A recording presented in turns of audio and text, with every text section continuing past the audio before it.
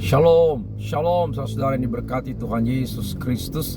Firman Tuhan di dalam Amsal pasal yang ke-28 ayat yang ke-20 berkata, orang yang dapat dipercaya mendapat banyak berkat, tetapi orang yang cepat menjadi kaya tidak akan luput dari hukuman. Pesan firman Tuhan yang begitu kuat kepada kita adalah, kalau mau diberkati Tuhan, mau sukses, mau berhasil, mau diangkat Tuhan, dipromosikan Tuhan, bahkan mau mendapatkan hal-hal yang besar dari Tuhan, maka salah satu kunci utamanya ialah harus menjadi orang yang dapat dipercaya. Saat kita tidak lagi bisa dipercaya oleh siapapun, kata-kata kita tidak bisa dipercaya, perbuatan kita nggak bisa dipercaya, maka banyak kerugian dan kehilangan yang kita alami.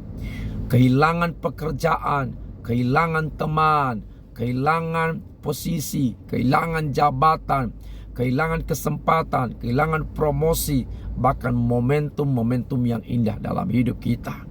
Oleh karena itu, melalui kesempatan ini izinkan saya membagikan 5 hal yang sangat penting bagaimana cara kita menjadi orang yang dapat dipercaya. Yang pertama, milikilah integriti atau integritas.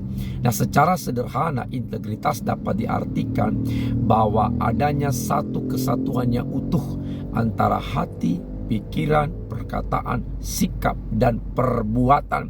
Dengan kata lain, integritas itu identik dengan kejujuran. Jujur dalam perkataan, jujur dalam perbuatan, jujur dalam sikap, jujur dalam segala hal. Tidak ada perbedaan antara kata dan tindakan.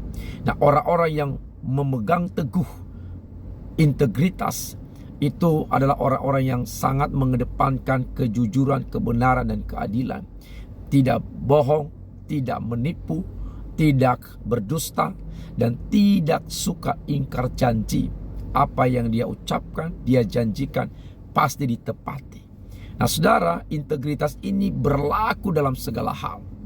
Ya, dalam pekerjaan membutuhkan integritas, dalam jabatan membutuhkan integritas, dalam pelayanan membutuhkan integritas, dalam hubungan suami istri membutuhkan integritas. Dalam segala sesuatu yang kita kerjakan, yang kita lakukan, dalam interaksi-interaksi kita membutuhkan integritas. Sehingga jika kita punya integritas, maka orang-orang tidak akan ragu, tidak akan bimbang, tidak akan takut untuk bekerja sama dengan kita, mau berbisnis dengan kita, bahkan mau bergaul atau berteman dengan kita.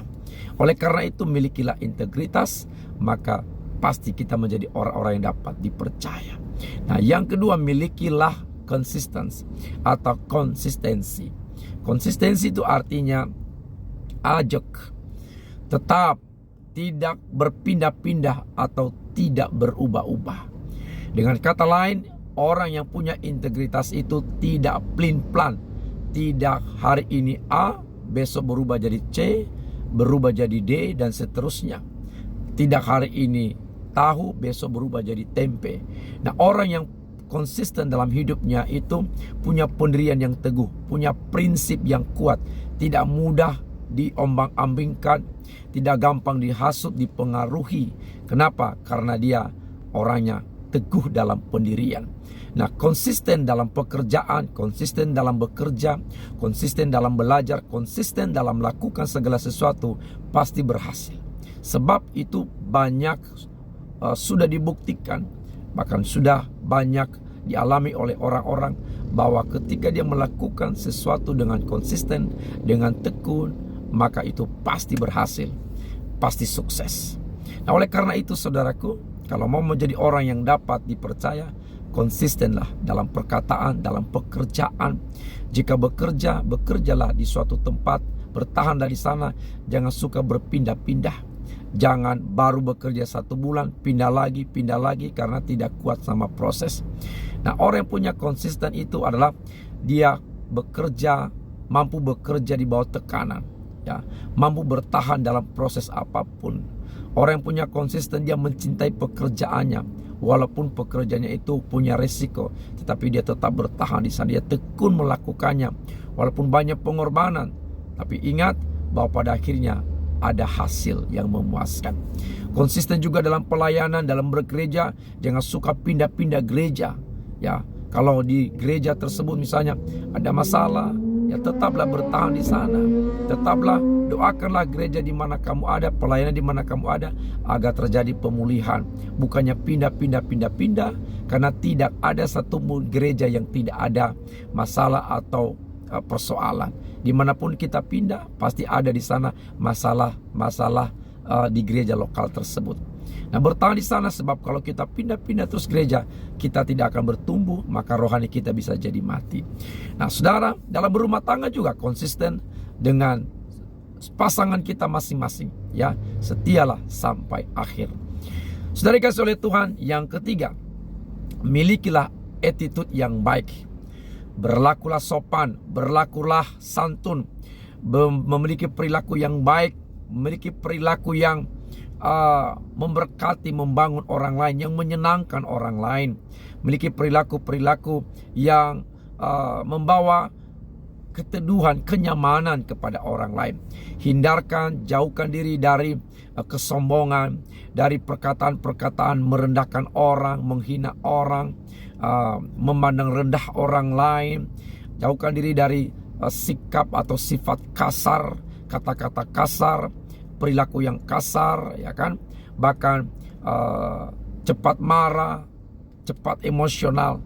Nah, itu adalah attitude atau sifat-sifat yang buruk yang harus kita jauhkan. Bangun terus, budayakan terus budaya sopan santun, ramah, dan budaya perilaku yang baik. Sehingga kalau kita punya perilaku yang baik, attitude yang baik, maka banyak orang berteman dengan kita, banyak orang menolong kita, banyak orang bersahabat dengan kita, banyak orang bergaul dengan kita, bahkan banyak orang mau membangun hubungan dengan kita, membangun bisnis dengan kita, bekerja sama dengan kita, karena mereka melihat kita punya attitude yang baik.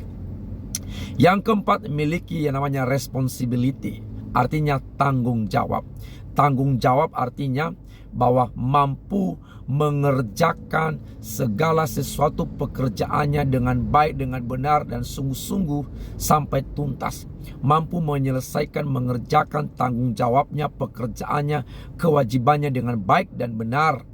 Bahkan orang yang punya responsibility atau tanggung jawab, dia juga mampu mempertanggungjawabkan perbuatannya, termasuk kesalahannya sekalipun. Jadi saudaraku, sekecil apapun, bahkan sebesar apapun, seberat apapun, pekerjaan tanggung jawab yang diberikan kepada kita harus dikerjakan dengan tuntas, harus diselesaikan dengan sungguh-sungguh, dengan baik, harus menghasilkan sesuatu. Itu namanya orang yang bertanggung jawab. Firman Allah berkata, kalau seseorang bertanggung jawab setia kepada perkara yang kecil, bertanggung jawab dalam perkara yang kecil, maka kepadanya dipercayakan tanggung jawab yang besar, perkara-perkara yang besar. Oleh karena itu, sekecil apapun tugas, pekerjaan, kewajiban yang berikan kepada kita, kerjakanlah itu dengan sungguh-sungguh, dengan baik dan dengan benar. Nah, saudara dikasihi oleh Tuhan, termasuk ketika kita misalnya berbuat kesalahan, kita harus mampu mempertanggungjawabkan perbuatan-perbuatan kita, kesalahan-kesalahan kita. Jangan mencari alasan untuk hanya sekedar membenarkan diri. Jangan mencari kambing hitam, jangan melemparkan kesalahan-kesalahan tersebut kepada orang lain. Tapi kita harus mempertanggungjawabkan. Nah, kalau kita punya sikap seperti itu, maka kita akan menjadi orang yang dapat dipercaya. Yang terakhir, milikilah hospitality. Hospitality itu adalah pelayanan yang impresif, pelayanan yang memuaskan orang lain. Pada dasarnya semua orang itu mau dilayani, mau dihormati. Dan hanya orang-orang yang punya hospitality yang baik, punya pelayanan yang baik, yang berkualitas, yang mampu memberikan pelayanan yang memuaskan dan impresif, yang berkesan kepada orang lain. Saudaraku, kalau kita melayani orang dengan baik, kita melayani klien kita, customer kita dengan pelayanan berkualitas, dengan pelayanan yang memuaskan, maka orang-orang akan terkesan, maka mereka akan senang dengan kita, senang dengan pelayanan kita, maka mereka akan mempercayakan kepada kita sesuatu. Shalom, Tuhan Yesus memberkati.